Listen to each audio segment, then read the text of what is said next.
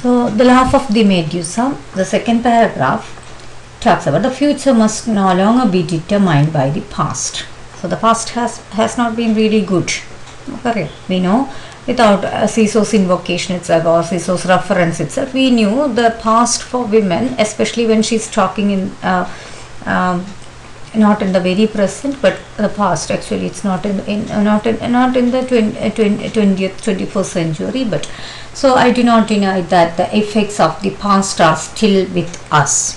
So that cannot be. That is, you cannot assert, a feminist all of a sudden cannot come and say that the past is not with us. We are completely out and we are completely free. We are completely modern, or we are exploring the whole potential of ourselves. Nothing. There is no claim as such.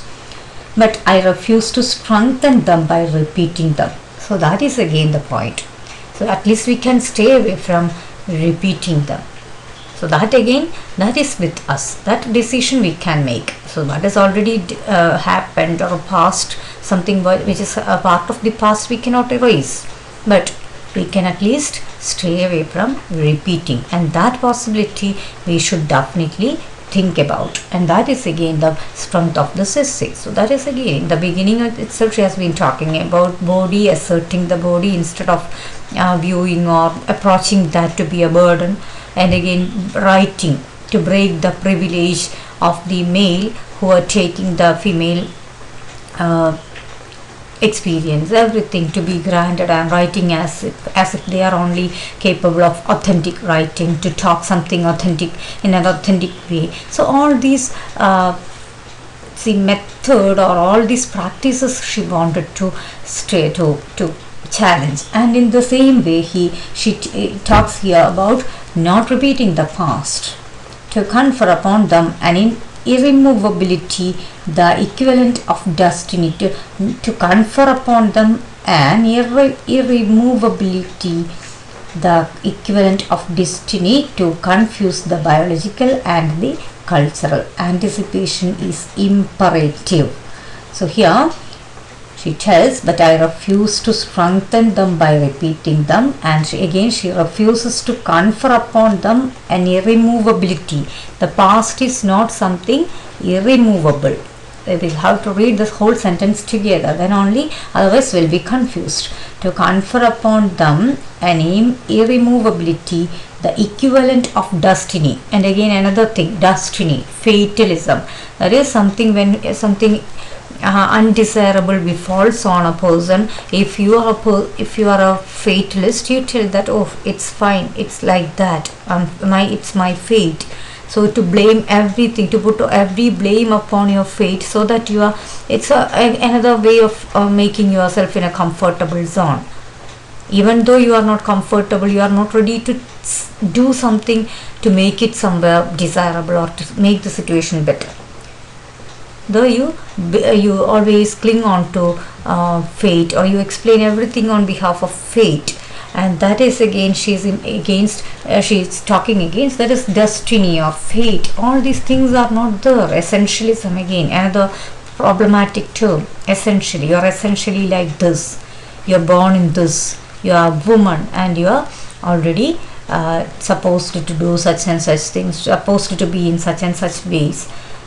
All these barriers, all these concepts Cicero would like to break, to confuse the biological and the cultural. And again she refuses to be confused between the biological and the cultural. All these terms again later neo-feminists problematize or revisit. We know about gender trouble, again another part, another wings, another waves of feminism we'll have to check out. But once we are discussing the essay, we are still talking about this cultural and the biological differences. Cultural, gender, she's talking about gender, how political it is, how gender oriented differences are created or in one way or other produced for the sake of maintaining the rules and preferences, choices of patriarchy. Anticipation is imperative. What do you mean by anticipation? Anticipation is to view something prior to its happening. So anticipation is imperative. Imperative, we know, imperative sentences, commanding, order, request, all these come under the category where if you talk about sentence, but here it is obviously, it is definitely, it is commanding, it is really necessary, you will have to do that. It's not even a request, but it's a command, that it's imperative.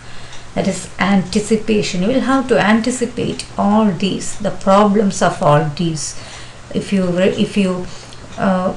willingly subscribe to all these, means there is no change possible. You will be still clinging on to the past, or the past will again repeat. So that at least we can stay away from allowing, and that's what CISO wants every woman to do. The women for coming after her, the present or coming generations, to take care of not being a contributor to the repetition of the past, that past which was not really good as well. For a woman's, from a woman's point of view, it never allotted you the basic rights or what you could claim for your own being or your own well-being. That never promoted that, and that is the point that CISO raises in the second paragraph of her essay.